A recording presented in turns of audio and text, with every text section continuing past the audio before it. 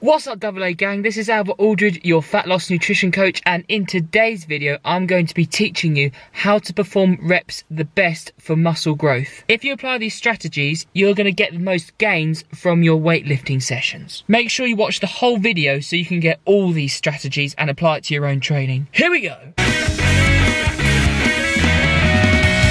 It's a pleasure to have you watching, and if you'd like to join the AA gang, quick interim here. If you look just up here, there's a little video of all the free stuff I have available for you in the YouTube description. It includes my fat loss video course, my weight loss calorie calculator, and my home weights guide. Check it out. As I was saying, my name's Albert Aldridge, and with this YouTube channel, it's a community, the AA gang community, and 5 videos per week are more how-to videos in regards to dieting, nutrition, and training so you can get lean, tone up, build muscle, and lose fat around your lifestyle. And then the other 2 videos is following my own journey to eventually becoming a CrossFit athlete, competing at the highest level, as well as becoming a sports nutritionist at an Olympic standard. If you want to join the gang, then make sure you hit the subscribe button as well as the notification bell so you don't miss any of my daily videos. Now I'm going over the strategies you can implement into your own training about how to perform reps the best for the most muscle growth. What I want you to do first is think about how you perform a general repetition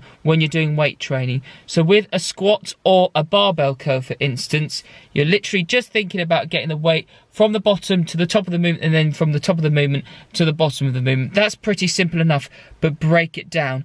How controlled are you doing it? How fast is the tempo of the movement? What weight am I using? Am I doing more repetitions with a lighter weight? Am I using a heavier weight for lower repetitions? Am I really thinking about squeezing the targeted muscles at the top? So when I say squeezing and doing a barbell curl, I'm not just using my hips and my shoulders to get the weight up and using the biceps a little bit and then controlling on the way down. What I'm doing is I'm thinking, right, locking my elbows by my side, really try and initiate the movement from the biceps and the forearms. It's going to be all forearms, and then when it gets past the 90-degree angle at the elbow joint, I'm thinking, all bicep, contract the biceps, try and push the pinky outwards to get the most contraction from the bicep so you can get the most muscle engagement from the muscle fascia, all in the bicep. You've got to be thinking about things like this. Is the movement you're doing more powerful and explosive, slightly less controlled, or is it at the complete opposite end? It's completely controlled, not as powerful, but you're able to control the weight throughout the whole movement. I don't want you to waste your time, so I'm going to tell you up front, lots of videos out there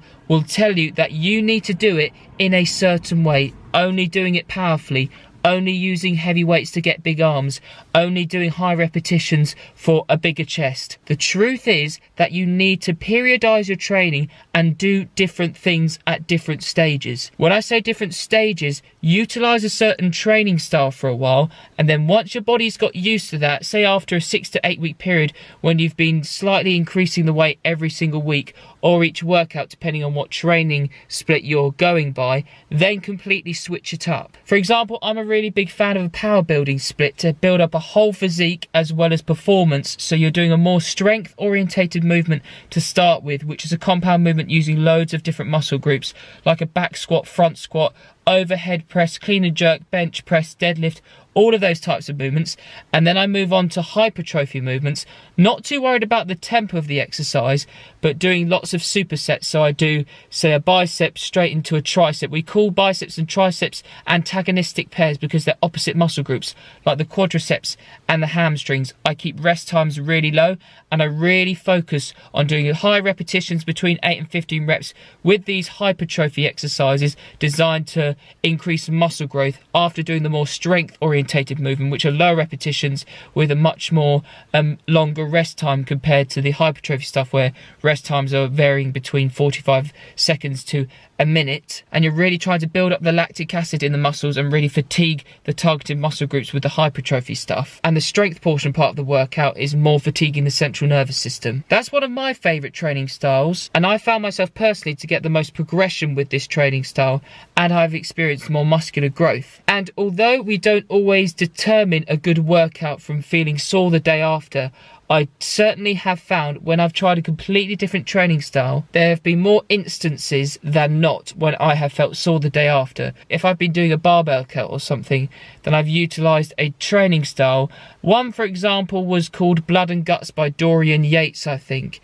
And you do minimal sets, but with the sets, they are much longer. The time under tension is so much bigger. You start off with a weight, which is a bit on the moderate side in regards to how heavy the weight is. You're shifting the weight really slowly, really thinking about contracting the bicep at the top and then bringing it all the way down. And then you're doing that for 8 repetitions until you can't do any more. And then you use a bit of a hip swing to help get the weight up and then bring the weight down really slowly so you can further fatigue the biceps. And then rest times are 90 seconds. But because you're doing 3 sets, you're really focused on doing the 3 sets really well rather than trying to get as many sets into the workout as possible. So your mindset switches, but it's a really good way of being to target the same muscle group in a completely different way, using a different training style, using a different practitioner, I like to call it, if we're looking at scientific literature about how to optimize your training for muscle growth. You need to do this yourself. You will find ones that you enjoy more than others, but just keep on periodizing and changing up your training style every 6 to 8 weeks, because it's really cool to experience how maybe a power lifter would train, and then doing a more bodybuilding style, and then one which increases the time under tension by a lot more. When I say time under tension, it's just the amount of time that you're shifting the load concentrically and eccentrically. So if it's a lot longer, then you experience more muscle growth if your body hasn't been used to doing that before. Because if it has been doing a lot of time under tension training, then do something completely different where you do a more explosive training program, because your body hasn't been used to it and it will need to adapt. So if you're thinking about how many reps and sets and stuff should I be doing in order to optimize my training, keep on changing it up. But I really do recommend doing a more strength orientated movement, low repetitions between 1 and 6, 1 and 7 to start with high rest times with a compound movement to get your central nervous system used to shifting heavier loads, get it stronger using heavier weights week on week. And then after that, you can do a moderately heavy weight, about 75% of your 1 rep max for each exercise, and then do repetitions between 8 and 15 repetitions to really optimize muscular growth, and do really shorter rest times, like between 45 to 90 seconds depending on what training style you're going with to start with. And you could do supersets, you could do drop sets, you could do reverse pyramid, increasing pyramid. There are lots of different methods you can try out there. Just have a little research, commit to doing one for 6 to 8 weeks, see what your body does. You've got to be having the correct nutrition at the same time. I hope these tips were helpful. If they were, please make sure you smash that like button and hit the subscribe button as well as the notification bell so you can join the AA gang. And I'd appreciate it if you just let a friend know about my videos.